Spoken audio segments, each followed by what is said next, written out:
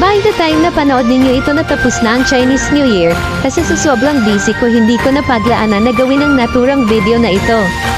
Sa araw kasi mismo ng Chinese New Year nagpunta kami ni Ate Myra sa Chinatown na kung saan nag-celebrate din kami kasama ng mga Chinese ng kanilang tinatawag na Lunar Chinese New Year. Sobrang dami ng tao mga ka-diary sa Chinatown at sobrang init din sa Chinatown, although mga ka-diary may umaalis din naman na mga tao, pag may umaalis doon may dumadagdag naman kaya sobrang init sa Chinatown.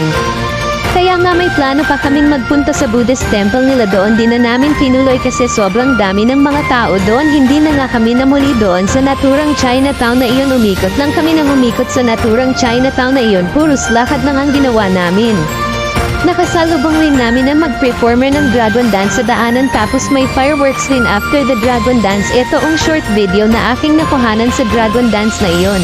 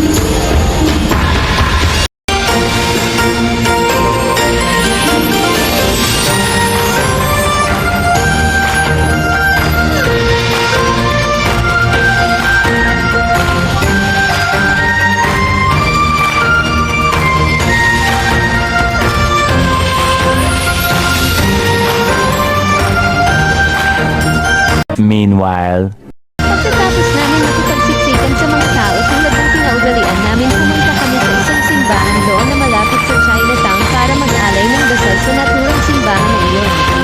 Nakalimutan ko pala bangitin ang mga kasama ko sa Chinese New Year. Mga ka-diary, ang mga kasama ko noon ay sina Ate Myra, Ate Joy, Ate Ann, si Ate Diane na nagtatrabaho kay Mayor Joy Belmonte, si Ate Belinda na kasama ni Ate Ann sa Violence Against Women ng barangay namin at kasama rin ni Ate Belinda ang asawa niya. Kasama rin namin si Secretary Merritt, ang sinasabi ko dito madalas na Secretary ni Kapitan, at may isa pa kaming kasama na hindi ko kilala mga ka-diary.